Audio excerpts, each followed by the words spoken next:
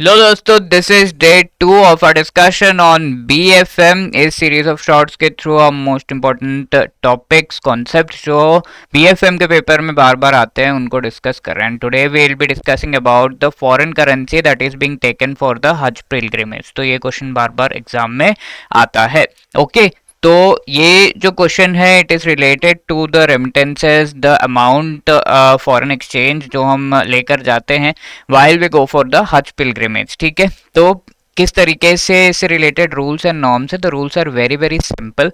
Starting from the top, अगर आप India से बाहर जो भी मनी कैरी कर रहे हैं तो you will be allowed only $3,000 to be taken for all such pilgrimage and all different kinds of activities out of India। ठीक है, इन कैश में अगर आप जो भी लेकर जा रहे हैं, तो mainly this question is related to कि कैश में अगर आप लेकर जा रहे हैं तो कितना अमाउंट लेकर जा सकते हैं इंडिया से बाहर। तो $3,000 तक अलाउड है in most of the countries. ठीक है, अब इसके अलावा जो ईरान एंड रशियन फेडरेशन है वहां पर जो maximum limit for the remittances है, what is the maximum limit for the remittances that you can take out of India, $250,000। I hope you remember. तो इतना अमाउंट तक आप कैश में कन्वर्ट करके if you are going to Russia या Iran you can take that money.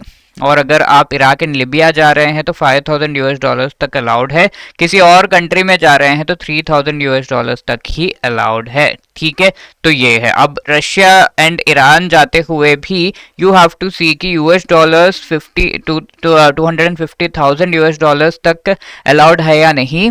ये चीज का डिसीजन हज कमेटी ऑफ इंडिया के द्वारा लिया जाएगा। ठीक है, कि इतना टोटल अमाउंट आप ले जा सकते हैं in the form of, all of this can be taken in the form of this cash, और you can take some amount, some part जो है आपको कैश के अलावा किसी और तरीके से लाइक चेक हो गया या फिर किसी और अकाउंट ट्रांजैक्शंस के हिसाब से ले जाना होगा, वो Hajj committee of India will be deciding. Okay, so these are the limits and this is your question जो आपको आंसर करना है इन द कमेंट सेक्शन। ये क्वेश्चन डे 1 पे पूछा गया था आपको कि resident but not ordinary resident का डेफिनेशन क्या है। तो 10 ईयर्स में से, पिछले 10 फाइनेंशियल ईयर्स में से 9 ईयर्स इंडिया में रहा, पिछले 7 ईयर्स में से 730 डेज यानी कि 2 ईयर्स के आसपास इंडिया में रहा।